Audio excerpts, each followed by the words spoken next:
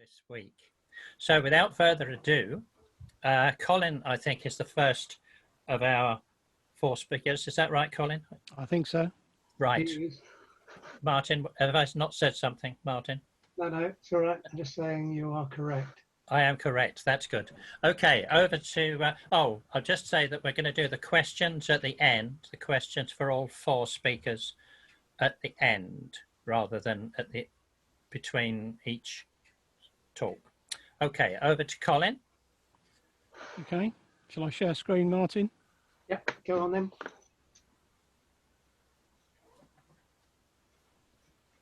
Okay, so can everybody see the first? Yes, we have it. Right, where we go then.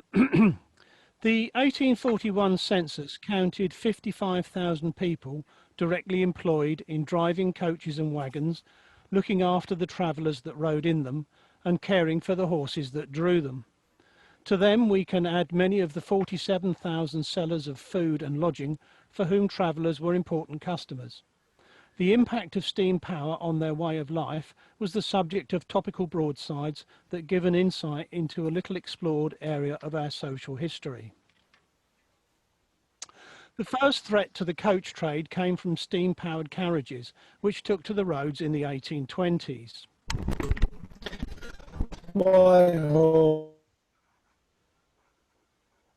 Horses now are out of use, you surely are a dreamer, for we push along 10 miles an hour, and all is done by the steamer. A steamer, why I see some smoke, I'll tell you what my thought is, that the coachman wish a jolly blow up to the coach that runs without horses. Coach roads were maintained by turnpike trusts, organisations dominated by men who profited by the coach trade, and who used their influence to price steam carriages off the road. For example, a steam carriage travelling from Exeter to Barnstaple had to pay 5 times the toll demanded of a stagecoach. But the victory of the stagecoach over steam power was short-lived. The success of the Stockton and Darlington Railway inspired the construction of the less celebrated but more significant Liverpool and Manchester, which opened in 1830. Within 3 months, half of the 26 coaches running between Liverpool and Manchester ceased operations. We come back starring Deansgate too, and the coachman there looked woeful blue. I'm sure the jars had out naught to do, since Liverpool Railway gated. Stagecoaches were the express travel of the rich. Most people who had a long distance to travel went at walking pace in stage wagons.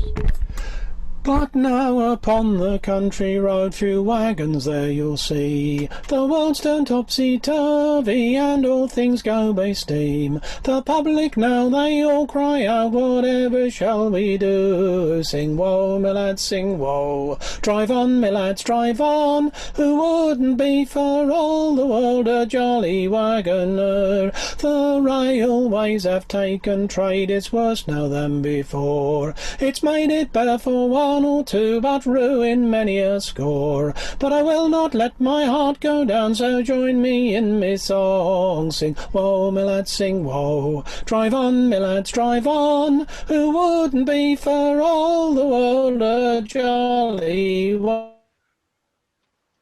Stage wagons were held in affection by country dwellers who regretted their loss.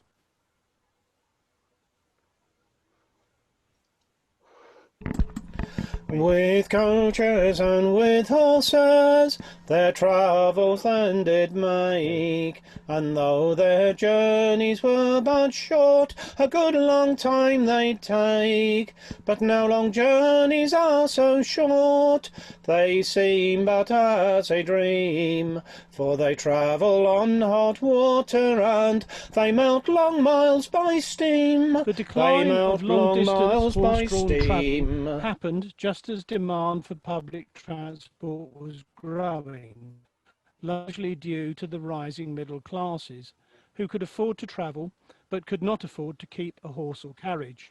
In 1829, George Shillibert introduced these Londoners to his new omnibuses. His elegant omnis, which now throng the road, up and down every hour, most constantly load. How exceedingly elegant, fitted inside with mahogany polished, soft cushions beside. When the London and Greenwich Railway was being built, Shillibeer tried to frighten customers away.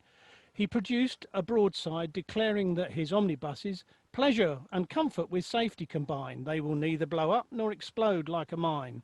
Those who ride on the railroad might half die with fear. You can come to no harm in the safe Shillibeer. The Greenwich Railroad opened in 1836, forcing Shillibeer to abandon omnibuses and turn to building hearses. But the horse-drawn omnibus did make a comeback, as we shall see later. Broadsides expressed little sympathy for the plight of long stage coaches, even taking delight in their demise. No drunken stage coachman to break people's necks, turned or into ditches, sprawled out on your backs. No blustering guard that through some mistake fires of his blunderbuss if a mouse should but squeak. Oh no, my good friends, when the railroad is finished, all coachmen and cattle will forever be banished. You'll ride up to London in 2 hours and a quarter, with nothing to drive you but a kettle of hot water. It was fashionable for young aristocrats to try their hand at driving a stagecoach. This did nothing to lessen the public concerns about wild driving. The eponymous North Seaton coachman was one William Watson of North Seaton Hall, who was about 22 when the broadside was published. For all he had 10,000 a year, he was so miserable he couldn't bear, so he ordered a coach to drive away. Care did this crack North Seaton coachman to ply for hire, it is me plan. For public opinion I don't care a damn, to do what I like with my own I can, without being asked, said the North Seaton coachman. Whack 'em, crack 'em, splash 'em, go. Go it me kiddies and jump Jim Crow. Clear the road and let me go, for I'm the North Seaton coachman. Stage coaches were during the hungry 40s, when the labouring poor were well aware that one horse eats as much food as 8 men, and that feeding a horse cost more than the groom's wages. Coach horses that devour more than a year and would maintain through parts of the labouring poor, they are all to go to the fellmonger's yard and convert, if possible, into hog's lard. As for innkeepers and ostlers and all such riff-raff, the railroad will disperse them before it like chaff. For some coachmen, the shock of redundancy was too much.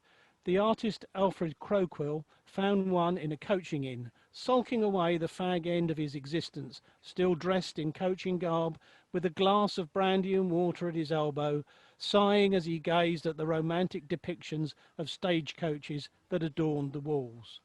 A plague upon railways, the system be blowed. Grim engineers now are the lords of the road, and passengers now are conveyed to their goal, not by steaming of cattle, but steaming of coal.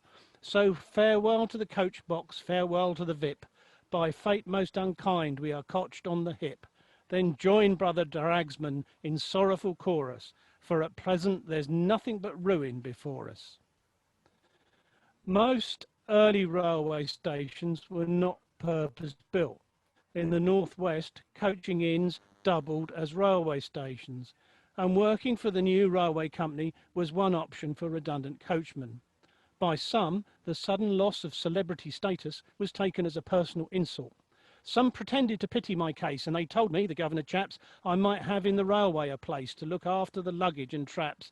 But I bowed and I grabbed up my hat and shied off as though stung by a bee. Only think of an offer like that to a slap-up swell dragsman like me. This pleasure garden song shared the general expectation that horses would disappear and be read of just as animals long since extinguished. But, contrary to expectations, the demand for road transport increased, and with it the number of horses, especially in towns. Many coachmen kept their connection with horses, running stables, letting out horses and carriages, or becoming horse dealers. Ostlers and grooms found work driving buses or parcel wagons, or at coach stands, the forerunner of taxi ranks. Coach drivers kept the name of their occupation and changed the sort of vehicle they drove. Like Bob the groom, they took to driving short-haul vehicles that ferried people and goods to and from the increasing number of railway stations. The heyday of the long stage coaches lasted a mere 25 years, and by 1850 only a few remained. in areas the railway had not reached. As the sound of the coach horn faded in the memory, the discomforts of coach travel were forgotten. Complaints about cantankerous tollgate keepers, avaricious innkeepers and haughty coach drivers gave way to nostalgia. In the days when we went on the road not very long ago, the coachman on his box was dressed quite spruce from top to toe. He kissed his hands to pretty girls beside the cottage door. But now we're pushed along by steam and coaches run no more. Thus we spent many a pleasant time we ne'er again shall know. In the days when we went on the road not very long ago. In the days when we went on the road not very long ago. Thank you very much for your kind attention. I should credit Pete for your authentic accent in the steam carriage quote. Thanks very much. Excellent. Thank you. Thank you, Colin. Everybody's clapping. I can see them clapping, but somebody needs to unshare your screen. Do I do that? I expect so. I'll do it for you. Okay. And there was a message saying Peter has to change his screen name. Has he done that, Martin? Hadn't just now. Or we got to throw him out. Whichever Peter it is, do as you're told. Thank you, Colin. That was excellent. Great start to today's sessions.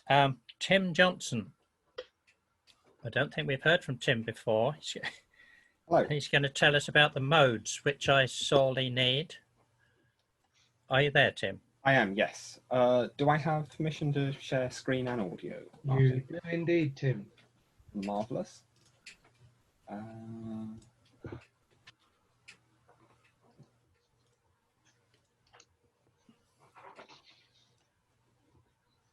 So you should all have my screen. Yes, we have that. So, hello everyone, I'm Tim Johnston. I'm a PhD student at Cardiff University in Wales. My research is in musical composition and particularly new approaches to combining traditional repertoires with contemporary classical music. In my presentation, I'm going to at least attempt to talk to you about modes, a little bit of music theory, which I will try to keep as friendly as possible to musicians and non-musicians.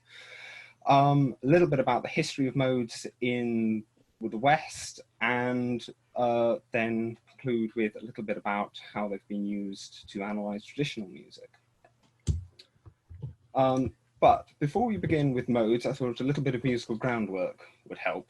So if we consider the notes of one octave, for example, from C to C, an octave is divided into the 12 notes of the chromatic scale, which on a piano will be all the white keys and all the black keys.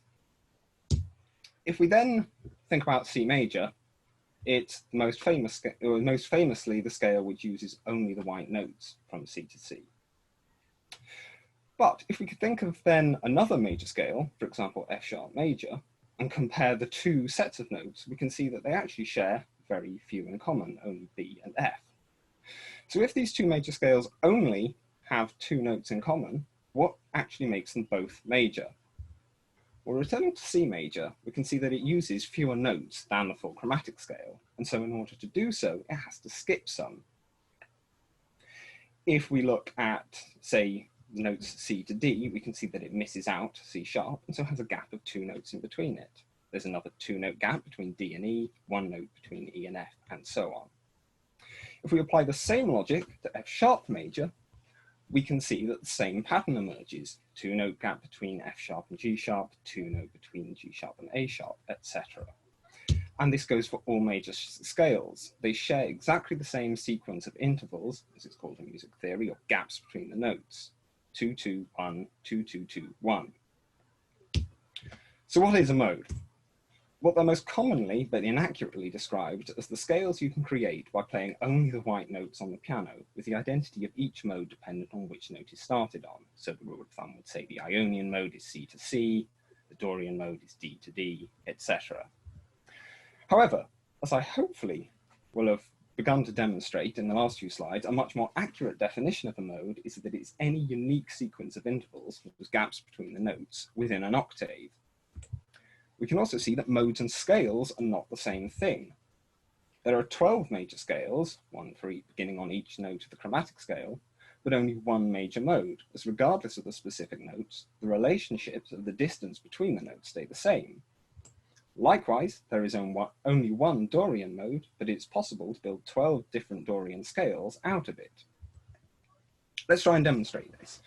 So if we look, as per the kind of rule of thumb, the Dorian mode beginning on D only uses the white notes of the piano. If we count the gaps between them, we can see it creates its own unique sequence of intervals. But what happens if you take that sequence of intervals and push it up one white note? Well, the sequence remains the same, so it's still the Dorian mode, now beginning on E, but in order to keep that pattern the same, we have to change some notes around, add a few black keys, so we now have F sharp instead of F, and C sharp instead of C.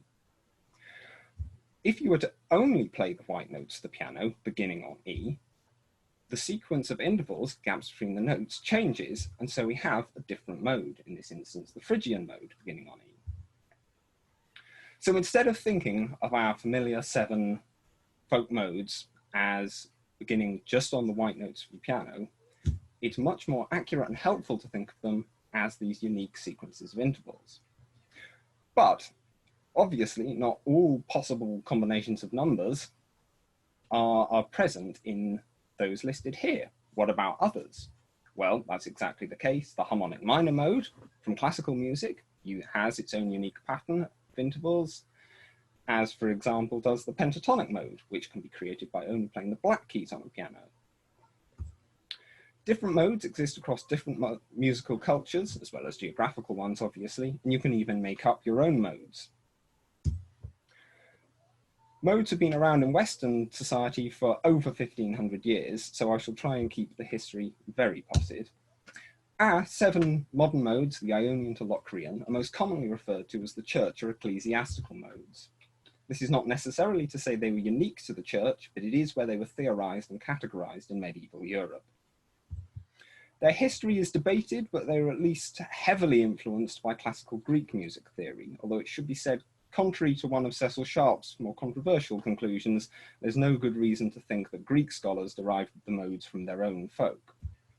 However, classical Greek music theory remained highly influential across medieval Europe to its scholars, albeit in mostly and increasingly inaccurate realizations of original texts. The original and first 4 church modes that we know of, referred to as the authentic modes, correspond to today's Dorian, Phrygian, Lydian, and Mixolydian modes. By the 6th century, another 4 modes were added, known as the plagal modes. In the mid-16th century, 4 more modes, 2 authentic, 2 plagal, were added, expanding the list of church modes to 12, which I've listed, tabulated here. I will have to rush on in the name of time, but I have included that table in your handout. And just a couple of things to point out. The final refers to what today would be known as the tonic or home note of the mode, and because there were different chants associated with each mode, the dominant is the note around which that chant would primarily be centered. Post-Renaissance, with the rise and domination of the tonal system, which is the major-minor system used by classical music and much popular music, in the mid-17th century, modes largely fell out of favor in the art and classical music world. A handful of composers, including Beethoven, made limited experiments with church modes over the next 250 years, but they remained the exception. As chromatic tonality reached breaking point, however, by the end of the 19th century, composers such as Bartók in Hungary and Vaughan Williams in England turned to the modes they heard in Anglo-European folk music as a new source of inspiration. Non-church modes, so outside of those familiar to us in the West, particularly influenced French composers. Debussy was famously influenced by Javanese gamelan, which is a type of percussion orchestra, whilst Olivier Massiaen devised his own modal system. Somewhat ironically, for a system taken from a largely unaccompanied oral tradition, the significant appeal of modes to these new composers was their potential to disrupt standard harmonic practice. Here we have an excerpt from one of George Butterworth's 6 songs from a Shropshire Lad, which is in Dorian C. The The chords I've highlighted here, F major and D minor, would not have been available to him without a certain degree of compositional gymnastics if he had written the piece in regular old C minor. However, by having the piece in Dorian C, he gets access to these chords and their interesting new colours, in a manner of speaking, for free. So hopefully, if everything works, here is a little clip of that music.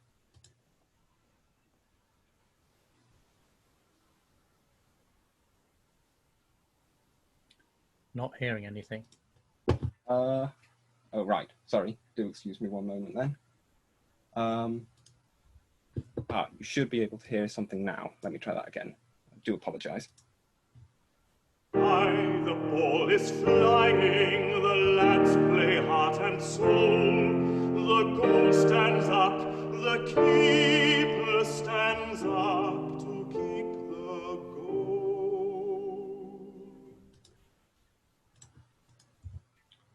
This new modal idiom came as something of an oral surprise to the musical establishment, for many of whom it sounded strange and disorienting.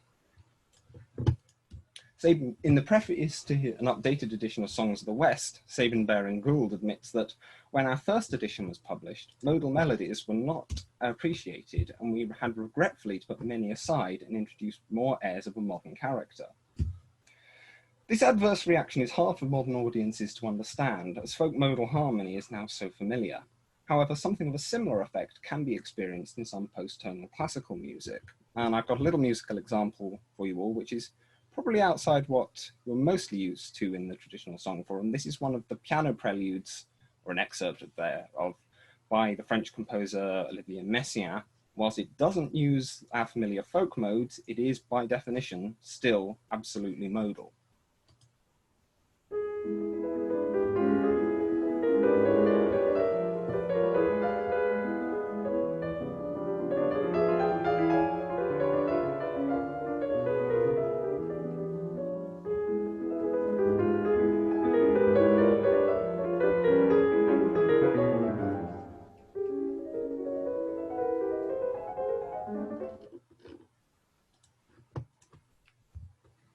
So then, briefly to conclude, modes in traditional music. All this history and theorising does beg the question whether folk songs are truly Dorian or Aeolian, etc., if the church modes they're described by are a product of scholarship and not vernacular culture. Well, I would say definitely yes they are, but also no, probably. Modal folk tunes as authentic survivals of pre-tonal music are unlikely. Tonality, again, the main system used by classical music, was well established by the 17th century, a time from when we have comparatively little data on oral tradition. One cannot confidently link all music using the church modes, so for example, something like John Barleycorn in the Dorian mode, to music from the time when church modes were most in use. Therefore, whilst musical cross-pollination is not impossible in individual cases, no broad conclusions as to folk tunes' modal origins can be drawn. Any historical analysis would have to be taken on a tune-by-tune basis. Norman Kasdan pointed to another paradox facing the conflation of folk song with church modes, as folk music and liturgical chant are from conceptually opposed traditions. Church modes were part of a system aimed at precise memorization, whilst folk music is much freer, where ad hoc improvisation is a stylistic expectation.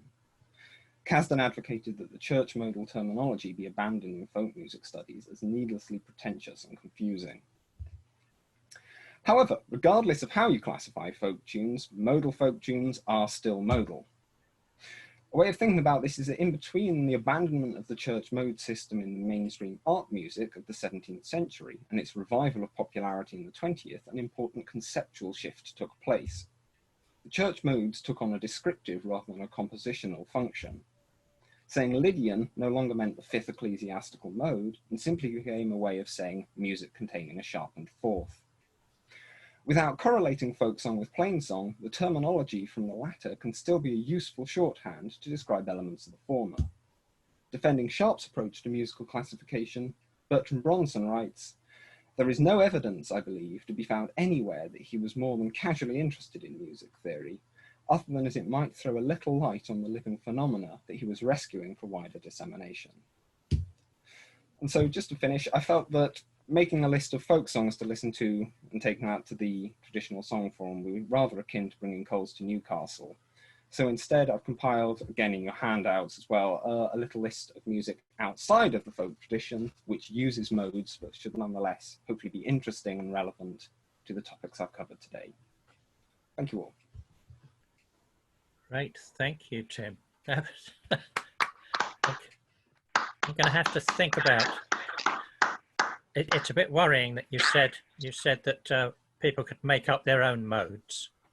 Yeah, they absolutely can. And like the example I played, the composer Right. Messiaen made up his own modes, and that's got only ever more popular, certainly, than classical music. So I think that's what happens when I try to sing. That's what I'm doing. I'm making up my own mode, people. All right, thank you, Tim. That's raised the tone of our sessions by several notches. Thanks for that, and we'll have questions at the end. But we're going to move on to John Howson. Having raised the tone with Tim, we're going to lower it again with John. Where are you, John? Because we're going into a pub session. Is John with us? He's very quiet if he is. Right, I'm unmuted. Ah, there you are, John. Okay. I am. Off you go. Right, we need to share. Martin's in charge of sharing. Yes.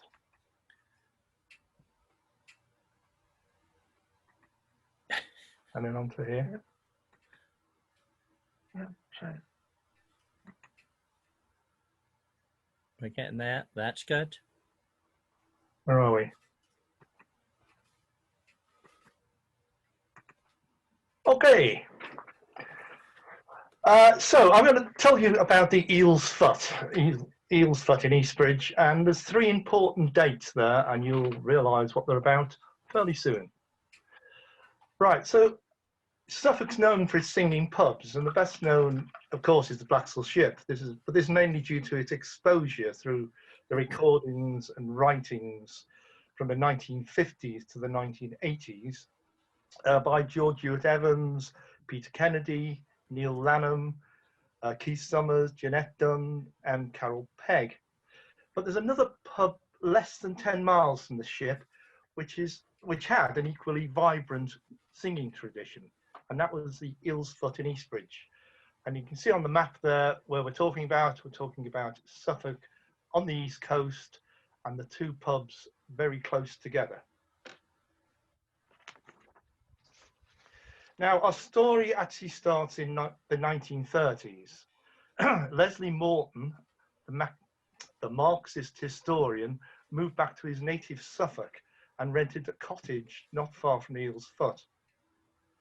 He became a regular on a Saturday night, and he actually sang himself. And when his good friend, singer and folklorist A.L. Lloyd, Bert Lloyd as we all came to know him, came to visit, he took him to the pub. It's said this was Lloyd's first encounter with live English rural folk singing.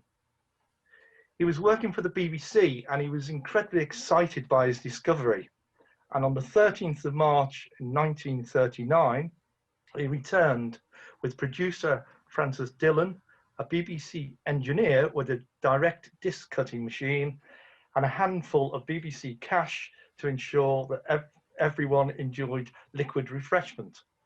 In fact, it seems so much flowed that by the end of the evening, a state of near anarchy was reigning. But despite of the chaos, Bert came away with his first folk song programme, Saturday Night at the Eel's Foot. Bert left the BBC soon after that because his left-wing politics didn't really sit happily with them. But immediately he was signed by Picture Post magazine, and he was regarded as their social expert. And on the 14th of December 1940, Picture Post published an illustrated article about the singing at the Eel's Foot. And I just so happen to have a copy of it here. As you'll see, it's in reverse. But the article is here. The young singer actually at the top is Ethel Morling. We'll talk about the Morlings later, but she doesn't seem to appear on any of the recordings. And of course, this is what they heard. Ladies and gentlemen, please just give us a little order this time, if you don't mind, in the passage. We're going to have a song from Jack, the Dark-Eyed Sailor, if you don't mind, please. Give us a little order in the passage, if you don't mind. Right, Jack. 'Twas of a comely young lady fair, who was walking out for to take the air. She met a sailor whilst on her way, so I paid attention. So I paid attention to hear what they did say. So I paid attention. So I paid attention to hear what they did say. So, part 2. The composer E.J. Moran had collected his first folk songs in East Anglia around 1915. But by the 1940s, he concluded that spontaneous singing of old songs in rural pubs had died out. Then in 1947, he was asked by the BBC to make investigations in East Anglia with a view to obtain authentic recordings of traditional singers. He revisited his old haunts in East Norfolk and was surprised to find old friends still hale and hearty and still singing in local pubs. He'd also been told about the Eel's Foot in Suffolk, and after his preliminary visit, he returned with a recording van. These recordings were broadcast on the BBC Third programme on the 19th of November in 1947 as a part of a programme called East Anglia Sings. The programme included just 3 songs from the Eel's Foot, one from Jumbo Brightwell, and one other from Fred, one from Jack, and we'll come to them later. The rest of the programme was recorded at the Windmill in Sutton, Norfolk, with 9 songs, 4 of them from Harry Cox. Although only a small number of the 1947 Eel's Foot recordings were used, all the recordings, including those from the 1939 session, were preserved by the BBC on individual 78 RPM lacquers. And here are some labels from them. Unfortunately, though, if you could see them, they didn't identify who the singers were. So we've got Foggy Dew from a solo singer. Then we've got Mr. Goddard. We've got no singer's name for Little Pigs or for the Blackbird or Dark-Eyed Sailor. I was intrigued by these recordings, particularly after reading Keith Summers' 1977 survey of East Suffolk music, Sing, Say or Pay. This gave a discography of these Eastbridge performers, including all the BBC discs. And through a contact at British Library, at the National Sound Archive, I was able to get copies of all of the recordings. Part 3.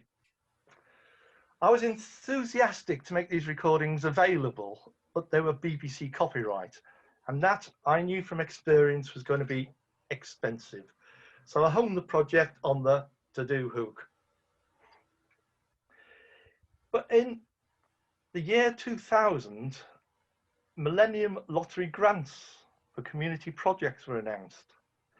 I arranged to attend the next Eastbridge and Theberton Parish Council meeting, and I put forward the idea of applying for a grant to produce a CD. The proposal actually went down very well, until we realised they'd already applied for a grant for a village photographic website. The rules said an organisation could only make 1 application. I thought it was scuppered, and then somebody chirped up with, yes, the parish council have made an application, but the community council haven't. Are you constituted? I asked. Yes, they replied. Okay, let's get the forms. So these cogs started turning, but I had to go into research mode. I need to find out who these singers were, particularly those who were only identified on the BBC discs by their first name, like Jack or the elusive Mr. Goddard. Keith Summers had tried to identify them, but to no avail. So with my new friends from the community council, we made a start. We started playing the the recordings in the pub to every drinker of a certain age. We did this for a number of weeks, but we're getting nowhere. Then somebody said, it's a shame you can't talk to the ex-landlady, Mrs. Morling. She'd have some stories, if only, much shaking of heads. Then one old fella said, but she's still alive. She lives down the far end of Leiston, which is the local market town. An address was found, and off I went. Eileen Morling was in her 80th year when I met her, and she was so pleased to tell me about the visits the BBC made to the pub. She was at the 1939 recording, aged 19, and she kept the pub with her husband Stan from 1945 to 1958. So of course, she was there as the landlady for the second visit. I asked her about the singing, and she told me Philip Lumpkin called order with a crib pegging board being banged on the table. And they would go round the room, sing, say, or pay. If you didn't sing, you'd have to give a little forfeit. When the BBC came, the word got round and the pub was packed. They just let everybody sing ordinarily. What you heard was how it was. I played the recordings, I showed her the picture post photos, and she came out with more photos of her own and gave me contacts for many of the singers' families. So, the singer that sang Foggy Dew turned out to be Douglas Morling, Eileen's brother-in-law. Little Pigs, which we know as The Old Sow, was sung by Fred Ginger. The Dark-Eyed Sailor was sung by Jack Clark. The Elusive Mr. Goddard turned out to be Tom Goddard, who was said to be the local poacher cum gamekeeper. And the Blackbird was sung by Albert Diddy Cook. And he turned up in another picture post photograph. The singer here is Percy Denny, but he doesn't seem to appear on any of the recordings. And I've actually not been able to find where these, where this picture was ever published. I can't find it in any of the magazines. And I should have a sound clip, but I can't see it. So wait a minute. No sound clip. Right, well, we want to have the second sound clip. Now, she told me that they treated everybody really well and gave them free beer, and the singers all got paid well. In fact, here are some letters from the BBC telling the singers that they were going to get 2 guineas each. Now, the average normal wage in 1947 was around £5. So we're talking about nearly half a week's wage to go to the pub, get drunk and sing a few songs.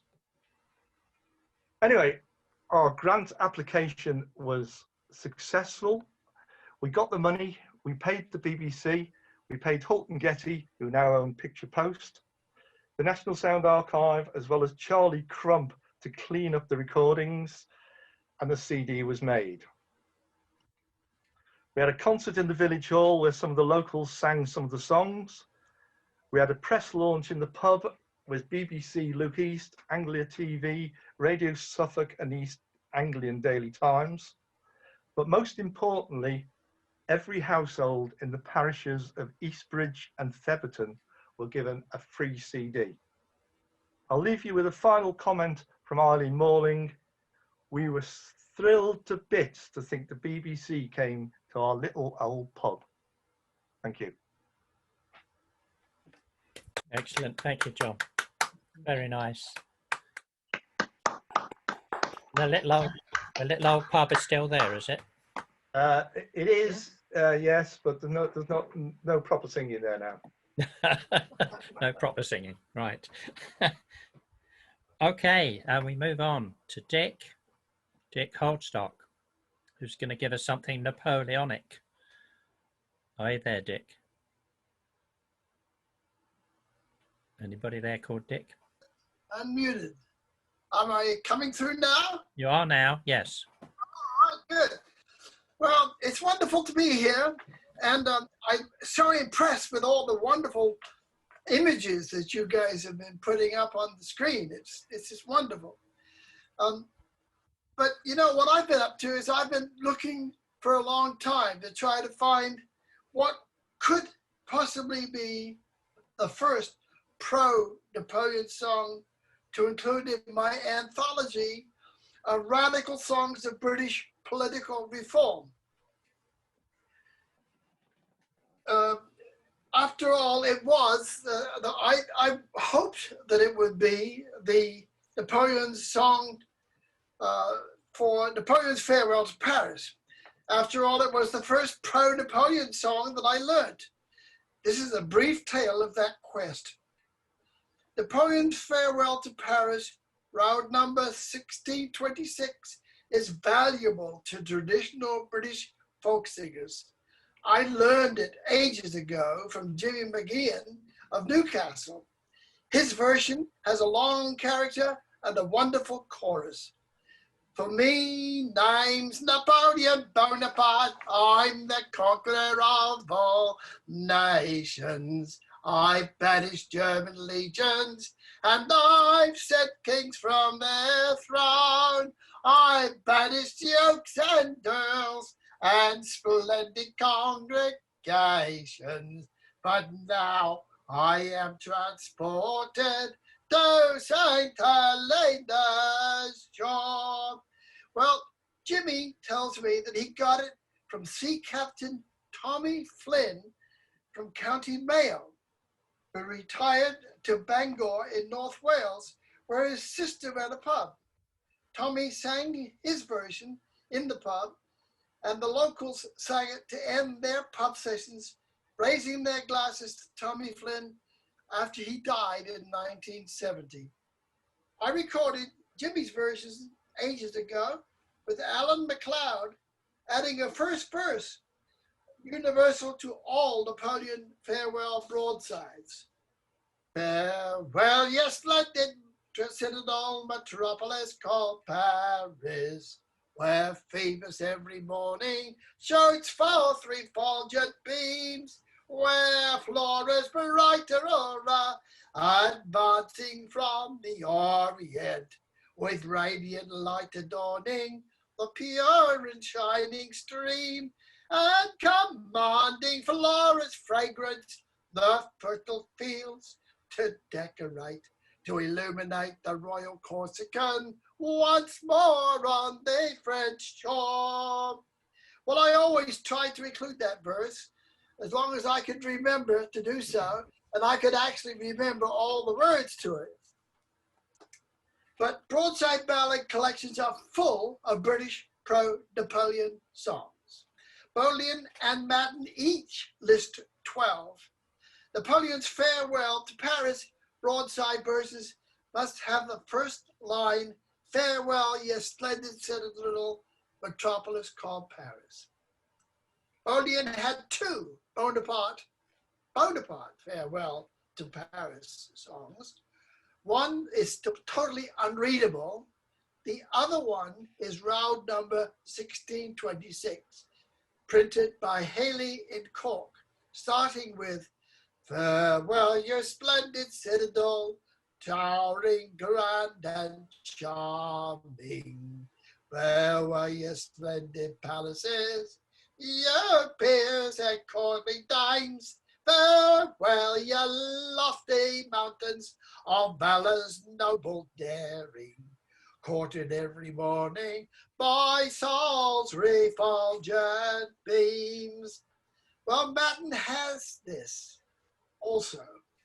No good clues on when written after Waterloo and after the exile to St. Helena, but no feedback is given from St. Helena, so it might have been written before he actually got there. Surprisingly, a main contender for the earliest pro-Napoleon song was the Isle of St. Helena, round number 349, slightly altered and reprinted many times in Britain and the United States. Gail Huntington found one in the whale boat Galaxy in 1827 called Bonaparte on St. Helena.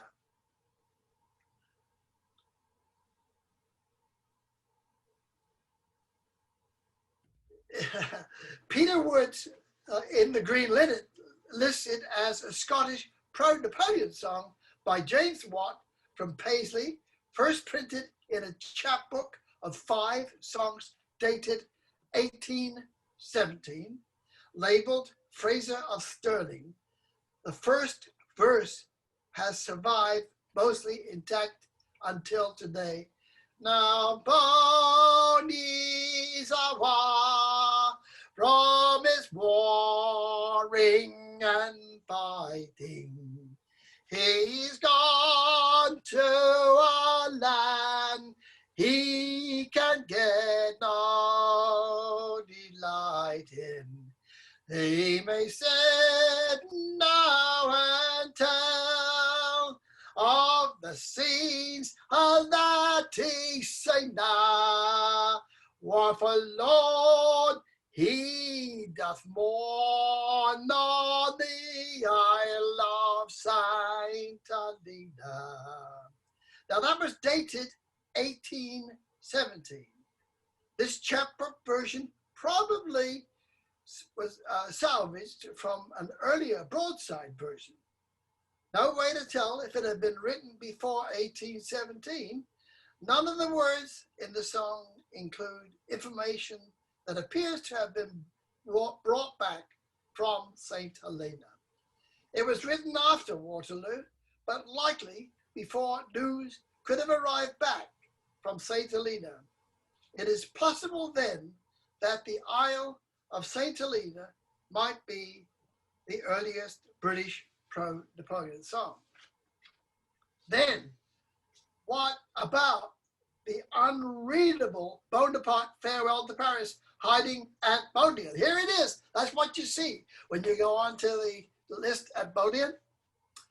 Oscar Cox Jensen, in his Napoleon and British song 1797 to 1822, saw it as the only case where we know the entire tune, but only a few of the words. Librarians at Bodleian came to the rescue. Julie Ann Lambert responded rapidly by emailing a legible photocopy of the original. This newly reopened broadside has put it up the next one, there we go. Newly reopened broadside has the title of Bonaparte's Farewell to Paris. It says it was written by AHR FSM, whoever that is. The tune was Miss Forbes' Farewell to Banff. And it was printed by G. Summers of Sunderland. The first 2 verses of the version are, farewell to Paris, lovely scene, farewell, my friends, and adieu. My army has me much deceived, whom I almost thought were true. The crowns of fate on me have fallen, and sceptre dwindled to decay. To Elba now I steer my course, amongst the marble and the clay. Though somewhat similar to later Napoleon farewell songs, he is off to the island of Elba in 1814. The Bodleian description, not always reliable, says it was printed in 1814. The overall concept portrays in this song are similar to those found in most Waterloo songs. It also decries the cursed crime of ingratitude of those Napoleon has done so much for. Slide off, Joe. Martin has made available copies of this song. Overall, it could be thought of as a pro-Napoleon song telling of the time before Waterloo. Oscar Cox Jensen already said he had more information about this long-hidden song than most broadsides. Now we have all of the words. It could be the predecessor of several decades of songs of its kind. After I reported these findings to Bodleian, they notified Steve Rode, and he advise that it is a different song, and it is, and it will be the new round number V44094. Well, these times were very hard on the English working class. It was extremely hard on British working class people. They knew they had gained nothing from 22 years of war. Many even felt that they had gained nothing from defeating Napoleon. If he had won, it might have ended their unbearable lives controlled by Britain's aristocracy. Knowing how Napoleon continued to impact working Britain's songwriters, retold and embellished the ongoing saga to advance efforts for political reform. Thank you. Thank you, Dick. Excellent. I approve of you getting all the round numbers right. That was very good. Well done. Thank you. I at least didn't call you rude. No, that's right. That's very good. Thank you very much. Thank you to our 4 speakers today. An excellent set, I think. One of the best that we've had. Can we have a round of applause for our 4 speakers? I can see all recording. Lovely. Right, so we do have half an hour. We've got plenty of time for questions and comments. Now, if you want to raise your hand, remind me how you do that. You go down to participants. Is that right, Martin?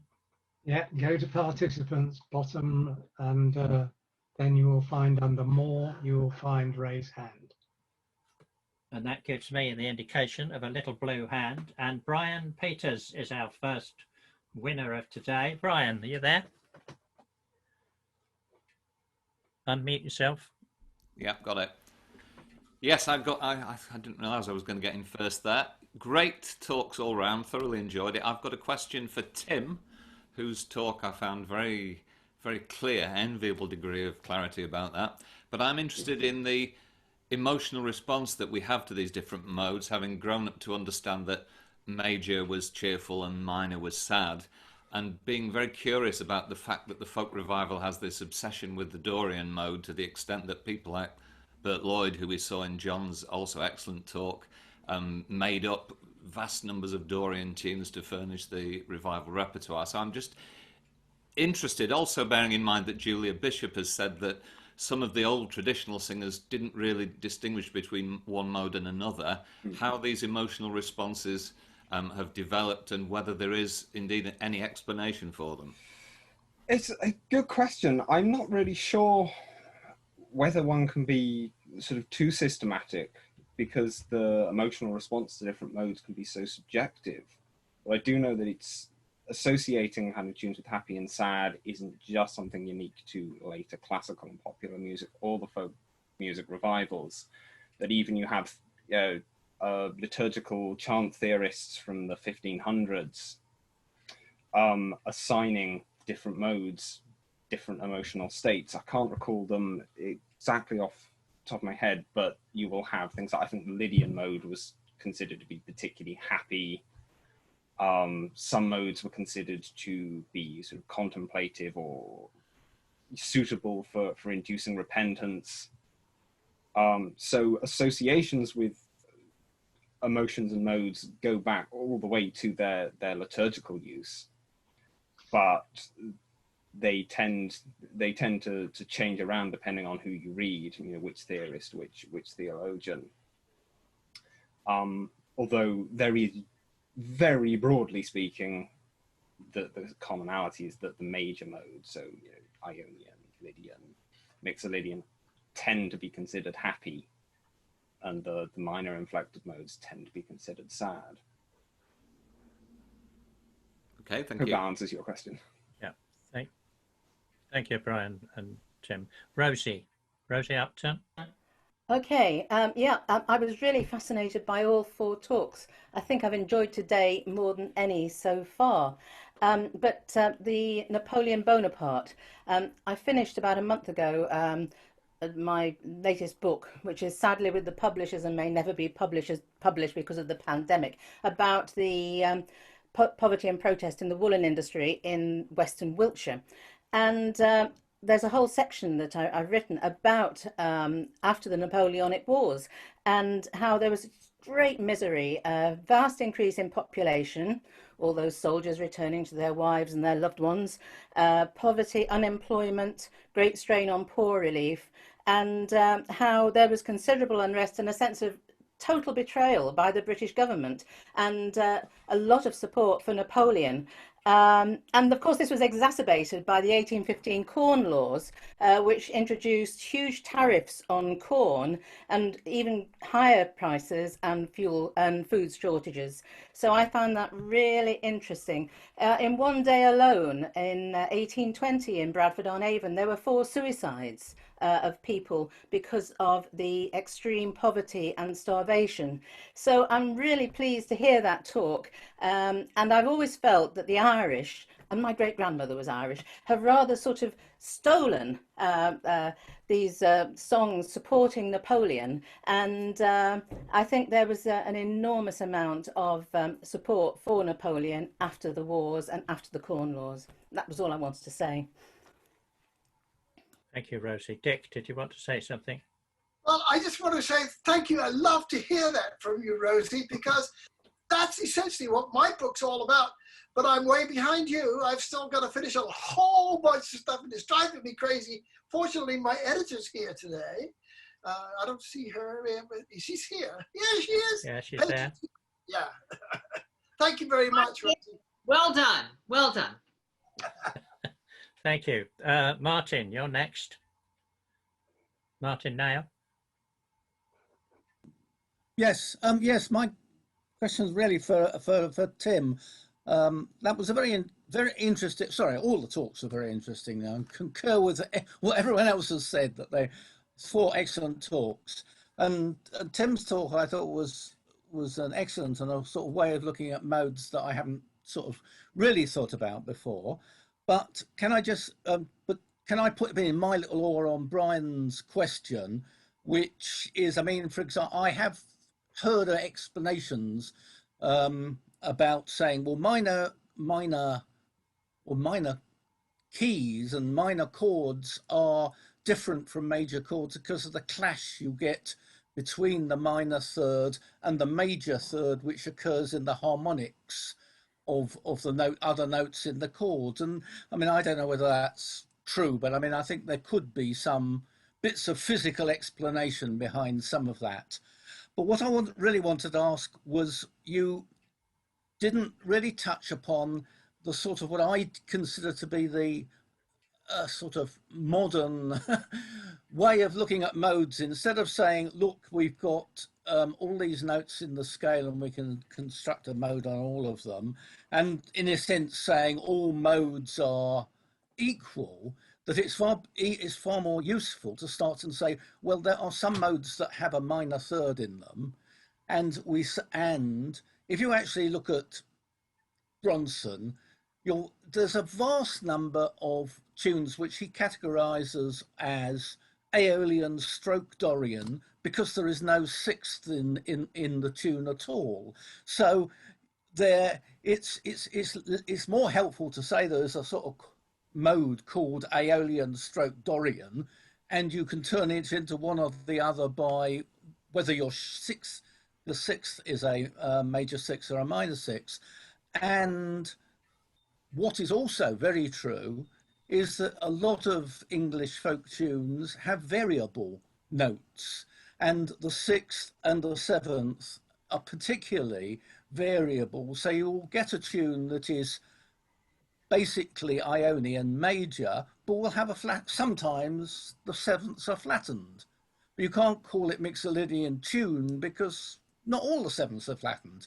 So it seems to me this way of sort of top down, of a sort of branching system where you start by having sort of some standard mixed modes, if you like, and then you refine them into the church modes. that's to me that is a more helpful way of looking at things. Yeah. So, For sorry. your comment. I agree. Your reference to Bronson, for those of you who aren't familiar, Bertrand Bronson drew what he called a mode star, which was literally just a star with all the 7 church modes on each point. And then if you take one note away from those 7 note modes, you get hexatonic modes, so modes with sickness notes, which he associated folk tunes that had, say, a missing 4th or a missing 7th as a hybrid of those 2 church modes. And then if you take another note away, you can get pentatonic or 5-tone modes. I quite agree that the church modes, it's a slightly awkward way of classifying. That's it, exactly. It's a slightly awkward way of classifying tunes that, you know, with most things in the real world, are a little bit messier than nice theories would like to make them. And this was the reason why Norman Kasdan really hated the use of that terminology. He thought it was just unduly confusing. The way of thinking about modes as a sequence of intervals is very technical, is very theoretical. And as you say, for instance, the Locrian mode, I don't know of any example in tradition, well, you know, in sort of British folk repertoire. So they're not all equal in that sense. But it's a useful starting place to think about them. So as you say, it's a really nice, I really like the term sort of modally inflected to describe a tune that, yes, it will sometimes have a flattened 7th, sometimes a sharpened, sometimes a sharp 4th, etc. So yeah, I think terms like Ionian, Lydian, Mixolydian, they're useful points of reference when describing a tune, rather than, you know, within the folk repertoire being able to say, well, this is definitely note perfect, absolutely theoretically correct to a system, but developed entirely independently so far as anyone's aware. Thank you, Tim. Sorry to interrupt, but can we move on? Because we have some other people queuing up to ask a question. John Roberts, I think you were next. Are you there, John? John Roberts? I am now. I just unmuted. Right. Hello, John. Coming back on modes, I think Bronson, you sort of pointed out that there were a lot of hexatonic modes, which Tim has just said after I raised my hand.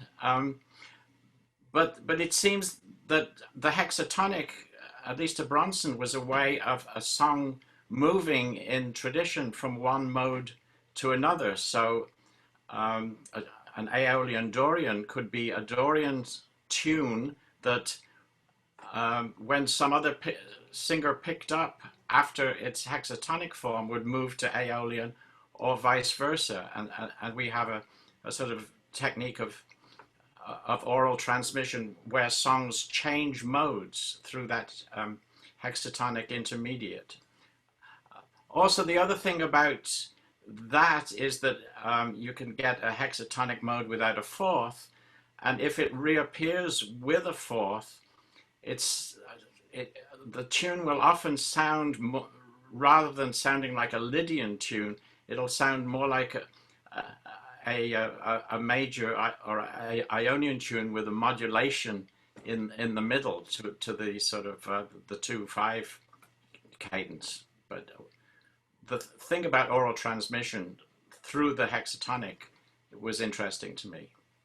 So I wondered if Tim has a comment on that. Thank you. Tim, can you keep it brief, Tim? Sorry, yes, I will try to.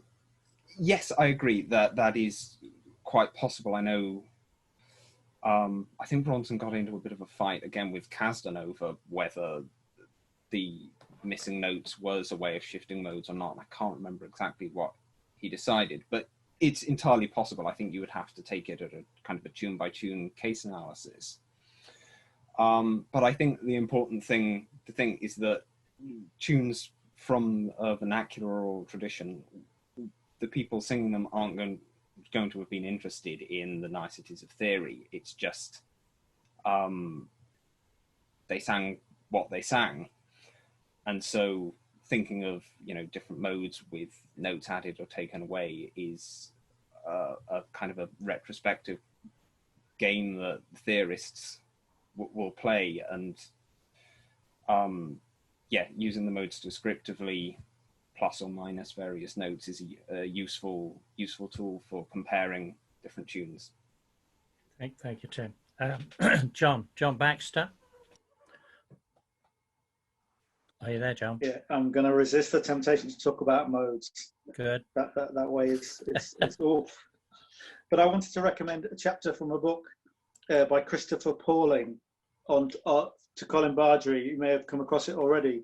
It's largely about musical, but it's about Jarvies and Jehus. And I love this quote from a Jehu was the driver of a coach, and a Jarvie was the driver of a cab. And his chapter is a whole series of songs bewailing the change, bewailing the end of horse-drawn cabs and horse-drawn carriages. Largely musical songs, but songs from before musical as well. But I just wanted to quote from the Bible as to why a coach driver would be called a Jehu. And driving is like the driving of Jehu, the son of Nimshi, for he driveth furiously. So there's a whole series of songs about Jehus, and that's the nickname for coach drivers. It's just apropos of nothing, but I thought you might like it. Yes, I would. Yeah, could you just tell me the name of the book again, please? I'll email it to you separately. Okay, thanks very much. Can you put it, John? Can you put it on the chat? I will do. Yeah. Yeah, and I think this is the rule, ladies and gentlemen. Anybody who mentions a book must give the title and the author, and if possible, the ISBN number. Oh yeah, you can't get that. On the chat list. Now, Margaret Bennett has her hand up. Margaret, unmute. Aye, through now? Yes? Yes, you are. Yes. I found the whole lot really fascinating. Thank you very much to everybody. Just a couple of tiny little points. And the first one for Colin about I found the stagecoaches. I realised, listening to all papers, how far behind we are in the wilds of the Highlands here. And there was just 5 years ago, they had the 100th anniversary of the last stagecoach that took the mail from Lagan to Fort William. I can send you photographs of it. They had a reenactment with about 5 teams, and wherever they got the coaches, we could find out. But it's fascinating. They really celebrated the mail coach, the stagecoach. So that was just one. And the other one on the Napoleonic songs in Gaelic Scotland, there are huge numbers of references, because from the Isle of Skye alone, there were 10,000 soldiers fought in the Napoleonic Wars in the 40 years. It was quite phenomenal. And plus, that doesn't count the colonels, etc., and pipers. It was absolutely huge, and quite a number of Gaelic songs also refer to the Napoleonic Wars. We don't have broadsides, however. Thank you. Thank you, Margaret. I don't have anybody else's hands up, so while you're thinking about it, if you're interested in the tunes, don't forget there's an FDIS conference coming up, an online conference on traditional ballads and popular airs. I think it's the 3rd one they've done on tunes, and I can't remember the date for the moment, but if anybody's got that handy, could they put it on the chat? Because it should be supported. Now, I still don't have any hands up. Does anybody else want to say anything? Yes, Eamon Andrews, you're on next. Unmute myself. Yeah, just particularly interested in John's talk on East Anglia, which is my part of the world, and wondering whether John has discovered whether there was much kind of crossover between the singers recorded in the Eel's Foot and the singers recorded in Blacksall and maybe other locations over those decades. It's interesting because looking at the singers from Blacksall, pretty well all the singers were Blacksall families. It was the local pub, that's where they walked to. The Eel's Foot, they're nearly all Eastbridge locals. They worked and lived in Eastbridge, and that's the pub they walked to.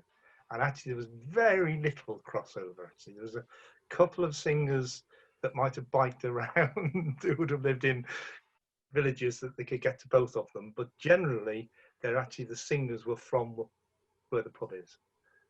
And of course, there was also singers all over the county. So there are other pubs where, again, the locals would sing on a Saturday night. Yeah, thanks very much. Thank you, Eamon, John. Noreen Kane. Okay, thanks.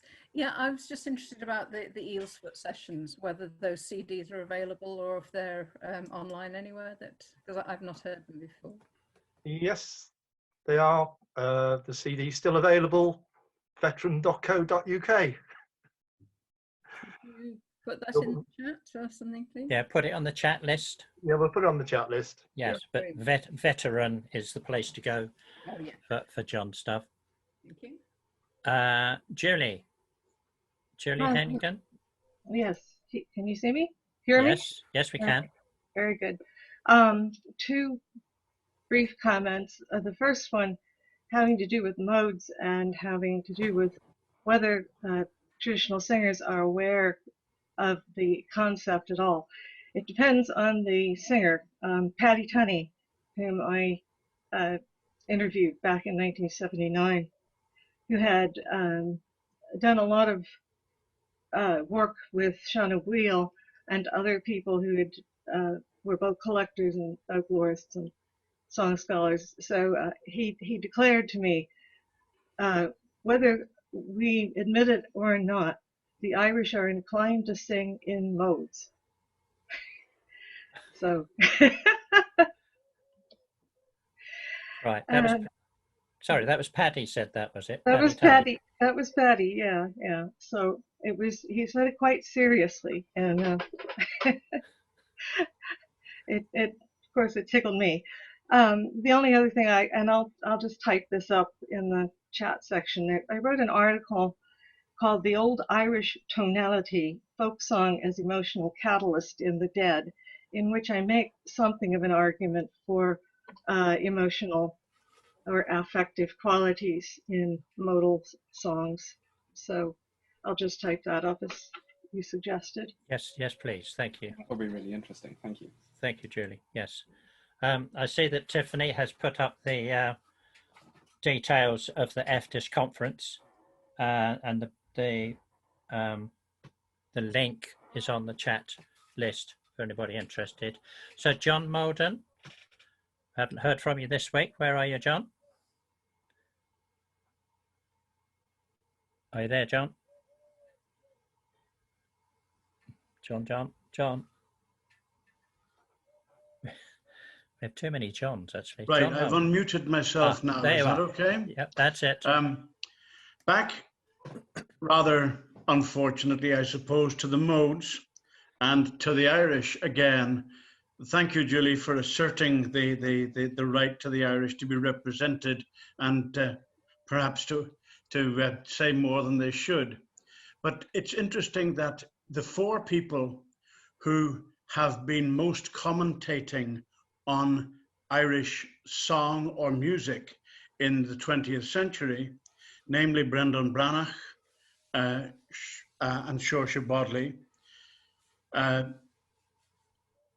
Hugh Shields, Thomas O'Cannon, and Sean O'Boyle, two of them said that the characteristics of Irish song could not be encompassed within the concept of the modes, that is, the musical characteristics.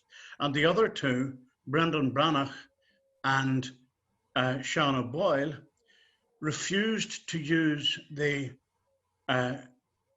classical church mode names for the modes and instead associated the modes with either their tonal ascent or their final note by calling the do mode, the so mode, the re mode, the fa mode, and so on. And that, I must admit, is possibly a lot less confusing for most people than to try to remember all the names of the church, ecclesiastical, or Greek modes.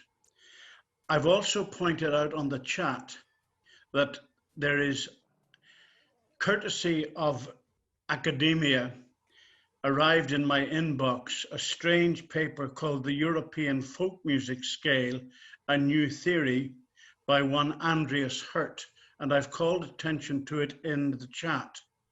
But he supposes that some of the anomalies within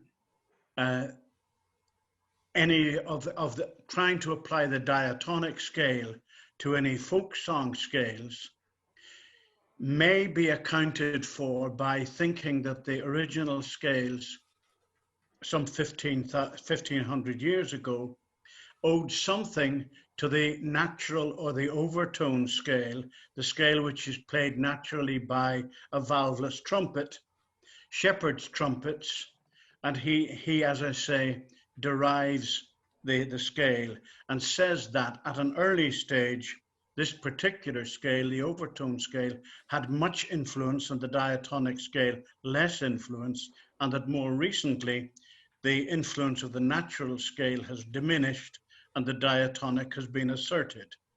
I know nothing about it because I'm a word person and I am absolutely, almost entirely ignorant of musicological either terms or capacity, so that I just sing, and sometimes I sing in modes and sometimes I don't. But the important thing is that I do read, and there's a lot of literature on this, and I think that there is time for an absolute rethinking of the modes and the way in which they have operated and the way in which they have been used to describe traditional music. It is confusing, and I'm sure that now we should be able to develop better ways. Thank you.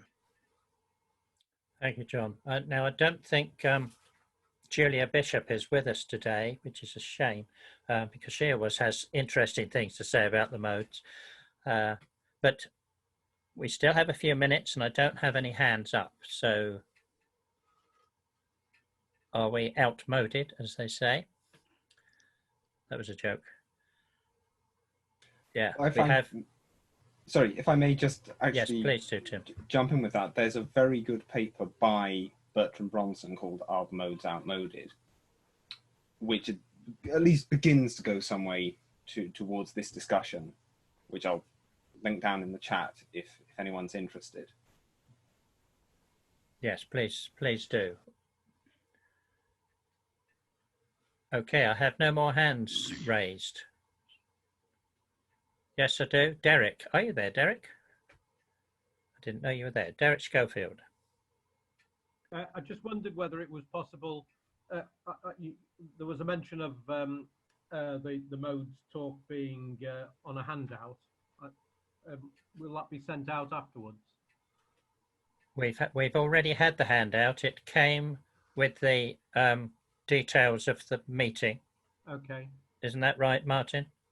Yes, it was on the email that you got at 2:15 this afternoon.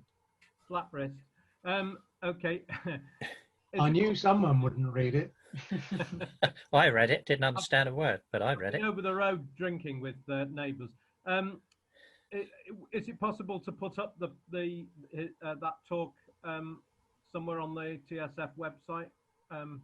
Be even better if we could have some, the music to it, so that we could try and fathom it all out for us non-musicians. Do you see what I mean?